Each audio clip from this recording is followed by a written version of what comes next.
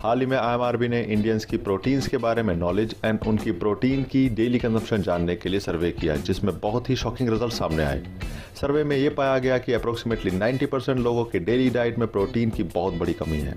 इस सर्वे को इंडिया के बड़े newspapers like Hindustan times and times of India में भी 2 और 3 जून 2015 को पब्लिश किया एंड इस डेफिशिएंसी के रीज़न भी सर्वे के दौरान लोगों से बात करके सामने आए।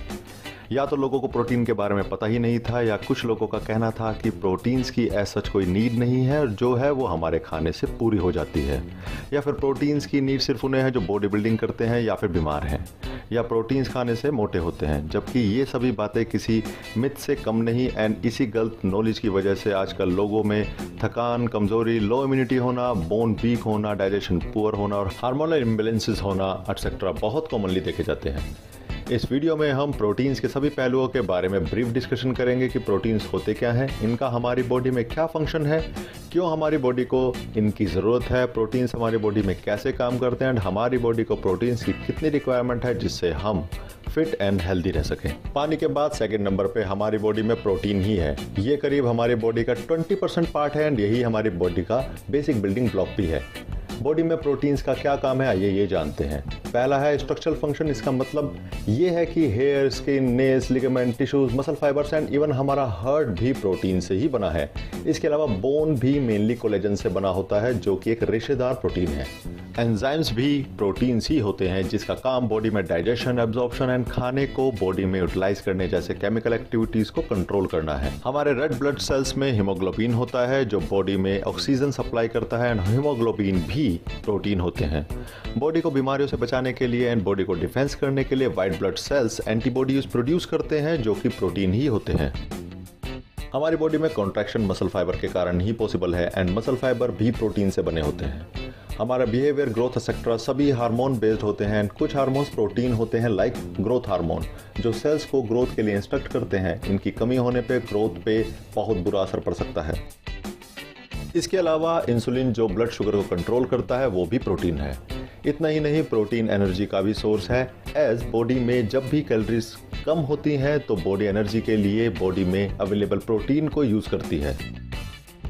जैसा कि आपने देखा कि हमारी बॉडी के हर फंक्शन में प्रोटीन कितना ज़रूरी है, चाहे वो हमारी ग्रोथ हो, बॉडी का डिफेंस सिस्टम हो, डाइजेशन हो, ब्लड शुगर रेगुलेट करना हो या कुछ और, हर जगह प्रोटीन की रिक्वायरमेंट है जिससे हम फिट एंड हेल्दी रहें।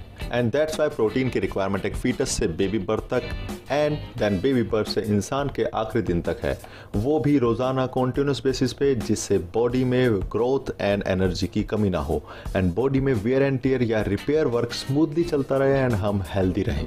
प्रोटीन हमारी बॉडी में काम कैसे करता है, कंप्लीट एंड इनकम्प्लीट प्रोटीन के फ़र्क को जानेंगे एंड पता करेंगे कि कैसे कैलकुलेट करें कि हमारी बॉडी में प्रोटीन की रिक्वायरमेंट कितनी है। अब देखते हैं कि प्रोटीन काम कैसे करते हैं। जब भी हम कोई प्रोटीन फूड खाते हैं तो वो डाइजेशन के दौरान अमीनो एसिड में ब्रेक हो जाते हैं जो कॉमनली 20 तरह के होते हैं, जिनमें 9 essential amino acid and 11 non essential amino acids होते हैं। असेंशियल मीन्स जो हमारी बॉडी खुद प्रोड्यूस नहीं करती एंड हमें अपने खाने से ही लेने पड़ते हैं। नॉन एसेंशियल का मतलब ये नहीं कि इनकी नीड नहीं, बल्कि हमारी बॉडी को सभी 20 अमीनो एसिड्स की नीड है, बट नॉन एसेंशियल का मतलब है कि इन्हें बॉडी खुद भी प्रोड्यूस कर सकती है। जिन फूड सोर्सेज में सभी 9 एसेंशियल अमीनो एसिड्स होते हैं उनको कंप्लीट प्रोटीन सोर्स कहा जाता है। Meat, fish, poultry, milk, eggs, ये कुछ कंप्लीट प्रोटीन फूड सोर्सेज हैं।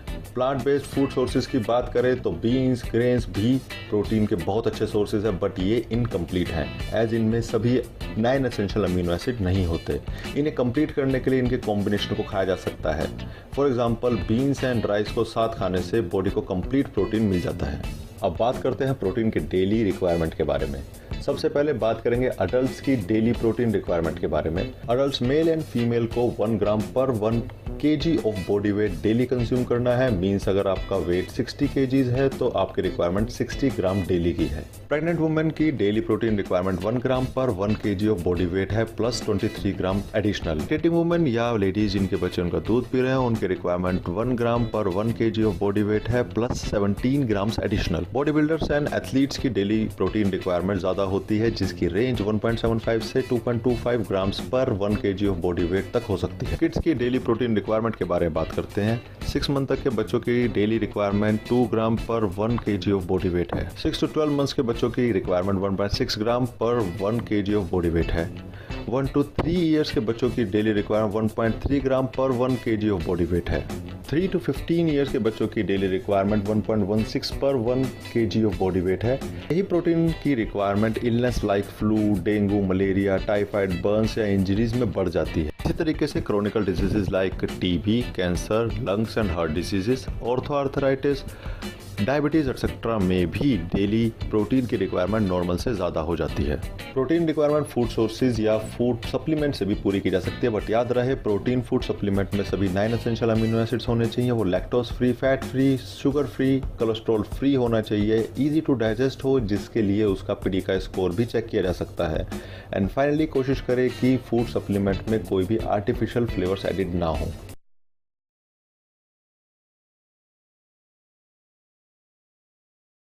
न्यूट्रीचार्ज पेश करता है आइसोलेटेड सोया प्रोटीन जिसका पीडीकास 1 है।